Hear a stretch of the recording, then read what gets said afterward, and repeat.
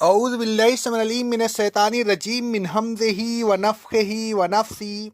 سورہ بقرہ کی آیت نمبر 282 میں اللہ رب العالمین کا ارشاد گرامی ہے، اے ایمان والوں، جب تم مقررہ میعاد کے لیے قرض کا معاملہ کیا کرو تو اسے لکھ لیا کرو۔ لکھنے والے کو چاہیے کہ انصاف کے ساتھ لکھے، کسی کی حق تلفی نہ کرے، اور جس طرح اللہ نے اسے سکھایا ہے اس طرح لکھنے سے انکار نہ کرے بلکہ اسی طرح لکھ دے۔ دستاویز کا مضمون وہ شخص لکھوائے جس پر قرض کی ادائیگی واجب ہو، اسے چاہیے کہ اللہ سے ڈرے اور قرضہ کی رقم لکھوانے میں ذرا سی بھی کمی نہ کرے۔ اگر قرض لینے والا بے وقوف ہو یا کمزور ہو یا کسی اور وجہ سے لکھوا نہ سکتا ہو تو اس کے ولی کو چاہیے کہ وہ انصاف کے ساتھ لکھوا دے۔ دستاویز پر ان گواہوں میں سے جن کو تم پسند کرو اپنے ہم عقیدہ مردوں میں سے 2 مرد گواہ کر لیا کرو۔ اگر 2 مرد میسر نہ ہوں تو 1 مرد اور 2 عورتیں گواہ کر لیا کرو۔ 2 عورتوں کی گواہی سے یہ فائدہ ہوگا کہ اگر ایک بھول جائے گی تو دوسری اسے یاد دلائے گی۔ گواہوں کو جب گواہی کے لیے بلایا جائے تو وہ گواہی کے لیے آنے سے انکار نہ کرے۔ اور اے ایمان والوں، اگر قرض کا معاملہ ایک مقررہ مدت کے لیے ہو تو پھر رقم کم ہو یا زیادہ اسے لکھنے میں کاہلی نہ کیا کرو۔ لکھ لینا انصاف کے زیادہ قریب ہے اور شہادت کے لیے زیادہ صحیح ہے، اور اس میں اس بات کا زیادہ امکان ہے کہ بعد میں تمہیں کسی قسم کا شک نہ ہو۔ اور اے ایمان والوں، اس تجارت کے نہ لکھنے میں تم پر کوئی گناہ نہیں جو تجارت تمہارے درمیان دست بدست ہوتی رہتی ہے، البتہ جب تم خرید و فروخت کا معاملہ قرض پر کیا کرو تو اگرچہ لکھنا تم پر فرض نہیں، تاہم گواہ پھر بھی کر لیا کرو۔ کاتب اور گواہ فریقین میں سے کسی کو نقصان نہ پہنچائے۔ اور اے ایمان والوں، اگر تم ایسا کرو تو یہ تمہارے لیے گناہ کی بات ہے۔ اللہ سے ڈرتے رہو، اللہ تمہیں حکمت کی باتیں سکھا رہا ہے، اور یہ خوب سمجھ لو کہ اللہ سے حکمت کی کوئی بات پوشیدہ نہیں ہے، کیونکہ وہ ہر چیز کا جاننے والا ہے۔ گزشتہ آیات میں اللہ تبارک و تعالیٰ نے ان ضابطوں کا ذکر فرمایا جو قرض خواہ اور قرض دار کو ملحوظ رکھنے ضروری ہے۔ اس آیت میں اللہ تبارک و تعالیٰ نے قرض کے سلسلہ میں چند مزید ضابطوں کا ذکر فرمایا۔ اللہ تبارک و تعالیٰ فرماتا ہے، اے ایمان والوں، جب تم آپس میں ایک دوسرے سے لین دین کے لیے کوئی رقم قرض لیا کرو تو قرض کے معاہدے کو لکھ لیا کرو۔ لکھنے والا حق و انصاف کے ساتھ لکھے۔ وَلَا یَأْبَ کَاتِبٌ أَن یکتب کما علمہ اللہ، لکھنے والے کو جس طریقے سے اللہ نے اسے سکھایا ہے اس طریقے کے مطابق لکھنے سے انکار نہیں کرنا چاہیے۔ فَلْیَکتب، بلکہ اسی طرح ان قواعد و ضوابط کے ساتھ اسے دستاویز لکھ دینی چاہیے جس کو واضح ضابط کی موجودگی میں وہ دستاویز مستند سمجھی جاتی ہے۔ اس میں کسی قسم کا قانون سکم نہ رہنے دے۔ پھر اللہ تبارک و تعالیٰ نے فرمایا، وَلْيُمْلِلْ الَّذِي عَلَيْهِ الْحَقُّ، اس دستاویز کا مضمون وہ لکھوائے جو قرض لے رہا ہو، جس پر مدت معین کے بعد قرض ادا کرنا ضروری ہو۔ قرض لینے والے کو چاہیے کہ لکھوانے میں کسی قسم کی کمی نہ کرے، اللہ تبارک و تعالیٰ سے ڈرے اور پوری رقم لکھوائے۔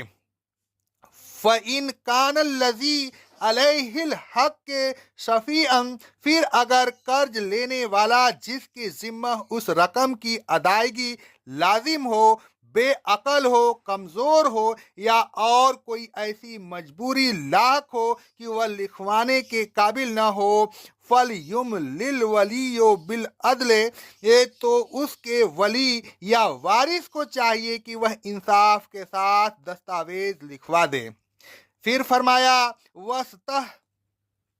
وَاسْتَشْهِدُوا، جن گواہوں کو تم پسند کرو جن کی گواہی سے تم راضی ہو، جن کے متعلق تمہیں یقین ہو کہ گواہی میں ناانصافی نہیں کریں گے، ایسے گواہوں میں سے من رجالکم، اپنے ہم عقیدہ یعنی مسلم مردوں میں سے یہ 2 مردوں کو اس دستاویز پر گواہ کر لیا کرو۔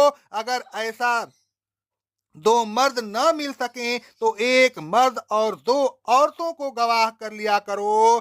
2 عورتوں کی گواہی سے یہ فائدہ ہوگا کہ اگر ایک عورت بھول جائے گی تو دوسری اسے یاد دلائے گی۔ مذکورہ بالا آیات سے یہ معلوم ہوتا ہے کہ عورت میں فطرتاً بھول زیادہ ہوتی ہے۔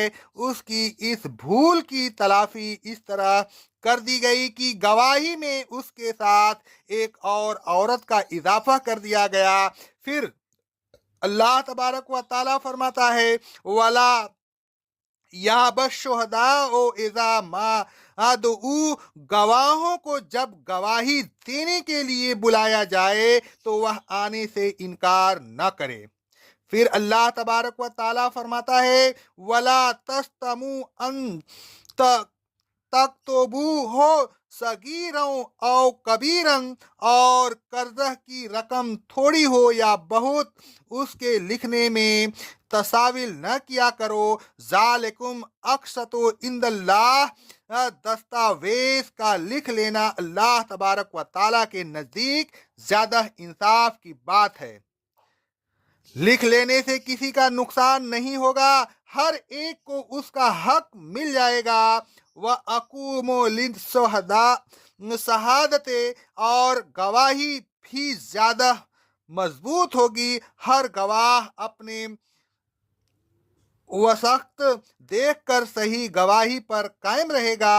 وَأَدْنَىٰ أَلَّا تُرْتَابُوا، اور تحریر کرنے میں اس بات کا زیادہ امکان ہے کہ تم شک میں نہیں پڑو گے۔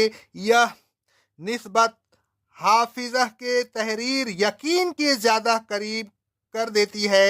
البتہ الا ان تکون تجارت حاضرۃ تریدونہا بینکم، اگر تجارت وسط بدست سواء قد ہو، اسی وقت قیمت دی جائے اور اسی وقت خریدی ہوئی چیز لے لی جائے تو پھر تحریر نہ کرنے میں کوئی گناہ نہیں۔ وَأَشْهِدُوا اِذَا تَبَایَعْتُمْ، ہاں یہ پھر بھی ضروری ہے کہ اگر قرض پر خرید و فروخت کرو تو گواہ کر لیا کرو تاکہ بعد میں کوئی جھگڑا نہ پیدا ہو، اور اگر پیدا ہو تو وہ گواہی سے فوراً سلجھایا جا سکے۔ لیکن اگر خرید و فروخت قرض پر نہ ہو تو پھر لکھنے کی ضرورت ہے اور نہ گواہوں کی، جیسا کہ مندرجہ ذیل حدیث سے ثابت ہوتا ہے۔ رسول اللہ صلی اللہ علیہ وسلم فرماتے ہیں، مسند احمد ابو داؤد کی حدیث ہے، سند صحیح سے، رسول اللہ صلی اللہ علیہ وسلم نے ایک دیہاتی سے ایک گھوڑا خریدا، آپ نے قیمت ادا کرنے کے لیے اسے اپنے ساتھ لے لیا، آپ نے رفتار تیز کر دی اور وہ پیچھے رہ گیا، لوگ اس عربی سے اس گھوڑے کا سودا کرنے لگے، انہوں نے یہ نہیں معلوم تھا کہ رسول اللہ صلی اللہ علیہ وسلم اسے خرید چکے ہیں، یہاں تک کہ ایک شخص نے رسول اللہ صلی اللہ علیہ وسلم سے زیادہ اس کی قیمت لگا دی۔ عربی نے پکار کر کہا کہ اگر آپ کو خریدنا ہو تو خرید لو ورنہ میں کسی اور کو بیچ دوں۔ یہ آواز سن کر رسول اللہ صلی اللہ علیہ وسلم رک گئے۔ आपने अराबी से फरमाया, क्या मैंने तुमसे यह घोड़ा नहीं खरीदा? उसने कहा, अल्लाह की कसम, मैंने आपको नहीं बेचा। बहुत से लोग जमा हो गए। वह अराबी कहने लगा, कोई गवाह पेश करो कि मैंने यह घोड़ा आपको बेच दिया। जो मुस्लिम वहां आता वह अराबी से कहता, तेरी खराबी हो। रसूलुल्लाह सल्लल्लाहु अलैहि वसल्लम सिवाय हक के कोई बात नहीं कहते। इतने में हजरत खजीमा रजी अल्लाह ताला अनहु आए। उन्होंने दोनों की गुफ्तगू सुनी। वह कहने लगे, मैं गवाही देता हूं कि तूने यह घोड़ा रसूलुल्लाह सल्लल्लाहु अलैहि वसल्लम को बेच दिया है। रसूलुल्लाह सल्लल्लाहु अलैहि वसल्लम ने खजीमा रजी अल्लाह ताला अन्हो से पूछा, तुम किस बुनियाद पर गवाही दे रहे हो? उन्होंने कहा कि आपकी नबूवत की तस्दीक की बुनियाद पर। यह सुनकर रसूलुल्लाह सल्लल्लाहु अलैहि वसल्लम ने उनकी गवाही को दो मर्दों की गवाही के बराबर करार दिया। इस हदीस से मालूम हुआ कि नकद तिजारत में न लिखना ज़रूरी है और न गवाही ज़रूरी है। फिर अल्लाह तबारक व ताला ने फरमाया, वला युजार कातिबुन वला शहीद, कातिब और गवाह फरीकीन में से किसी का नुकसान न करे। कातिब को चाहिए कि जो कुछ लिखवाया जा रहा है उसे कम वकास्त लिख दे, काट छांट न करे, तहरीर में तौरिया से काम न ले। इसी तरह गवाह भी सच्ची गवाही दे, अपने बयान में पेचीदगी पैदा करके धोखा न दे। और ए कातिबों और शाहिदों, व इन तफ अलू फ इन्नहु फसूकुम बेकुम, अगर तुम ऐसा करोगे तो यह गुनाह की बात होगी, उस गुनाह की वजह से तुमको अजाब होगा। लिहाजा नकुल्ला, अल्लाह तबारक व ताला से डरते रहो, गुनाह का काम न करो, फिर उसकी सजा में अजाब इलाही में गिरफ्तार हो जाओ। वयुअल्लिमुकुमुल्लाह, अल्लाह तबारक व ताला तुमको तालीम दे रहा है कि कहीं ऐसा न हो कि तुमसे गलती हो जाए और तुम गुनाहगार हो जाओ। वह तुम्हें हिकमत की बातें सिखा रहा है ताकि उनकी मौजूदगी में तमाम नाइंसाफियों और झगड़ों का सद्देबाब हो जाए। उसकी निगाह से हिकमत की कोई बात पोशीदा नहीं है, इसलिए कि वह बेकुल शैइन अलीम, हर चीज का इल्म रखता है। एक कर्ज के मामलात में जितनी हिकमतें थी वह सब उसने तुम्हें बता दिए, और तुम्हारे मामलात में फितना व फसाद के जितने रुकने हो सकते थे उन सब को बंद कर दिया। अब तुम अल्लाह तबारक व ताला के अहकाम पर आंख बंद करके अमल करते रहो और उसकी हिकमतों और मसलहतों से फैज़याब हो। ऐ लोगों, कर्ज के मामलात को जिनकी अदायगी के लिए वक्त मुकर्रर कर दिया गया हो, लिख लिया कीजिए। तीसरी दस्तावेज पर दो मुस्लिम तहरीरी दस्तावेज पर दो मुस्लिम मर्दों को गवाह कर लिया कीजिए। अगर दो मर्द न मिल सके तो एक मर्द और दो औरत को गवाह कर लिया कीजिए। अगर आप गवाह बनाए जाए तो जब आपको गवाही के लिए बुलाया जाए तो जाने से इनकार न कीजिए। इंसाफ का दामन हाथ से न छोड़िए। अल्लाह तबारक व ताला से डरते रहिए। कर्ज की रकम कम हो या ज़्यादा, हर हाल में दस्तावेज लिखना ज़रूरी है। अगर तिजारत दस्त ब दस्त हो तो लिखना ज़रूरी है और न गवाह करना ज़रूरी है। हाँ, अगर तिजारत कर्ज पर हो तो लिखना ज़रूरी है, ज़रूरी नहीं, लेकिन गवाह फिर भी कर लिया कीजिए। अक़ौलु क़ौली हाज़ा अस्तग़फ़िरुल्लाह अस्तग़फ़िरुल्लाह अस्तग़फ़िरुल्लाह।